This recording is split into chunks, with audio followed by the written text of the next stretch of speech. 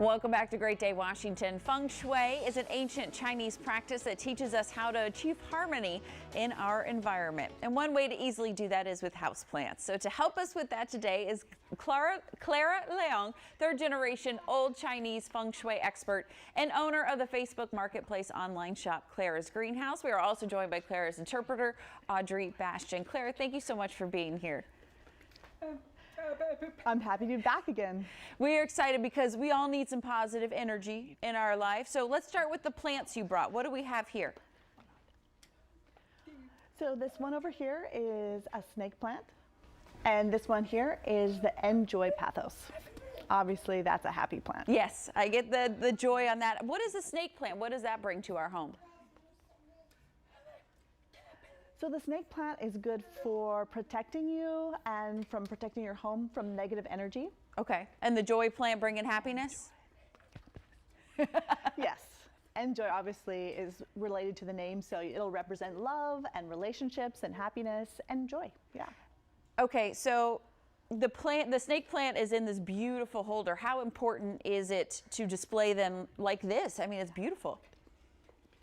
Yes, definitely, it has a purpose. So Feng Shui has 5 elements.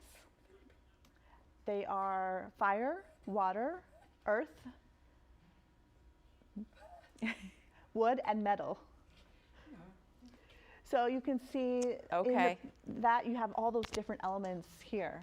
You have the metal at the bottom, and I recommend a floor stand because that will help for the plant to have some airflow. And that will increase the positive energy by allowing that airflow to go underneath. And so that's also a really nice element that's kind of a beautiful part of that plant in your home. And then there's going to be the plant itself, which protects you from the negative energy. So there's all elements in that one particular plant. Okay, so what tips do you have for where we place these plants in our home to get that optimal feng shui? Great, I love that question. Okay, so for beginners, I would ask them to look at how many elements you have. So for example, if you have a room with a lot of metal in it and less wood, perhaps you want to add more wood to your room.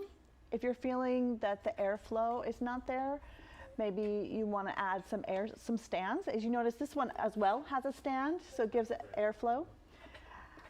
So really it depends on the elements you have. If you're missing an element, then you might want to add it.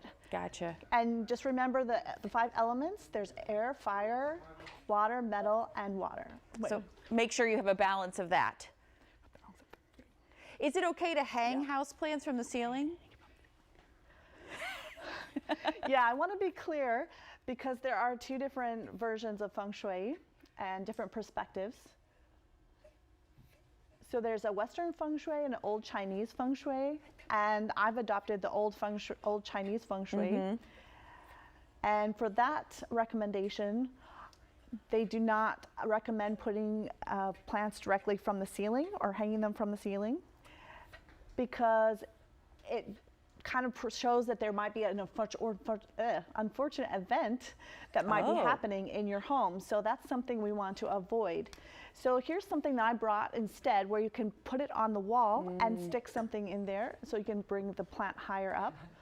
Here's another way. You can hang this from the wall and then have the plants inside of that, which will avoid that negative energy and avoid the being hung straight from the ceiling.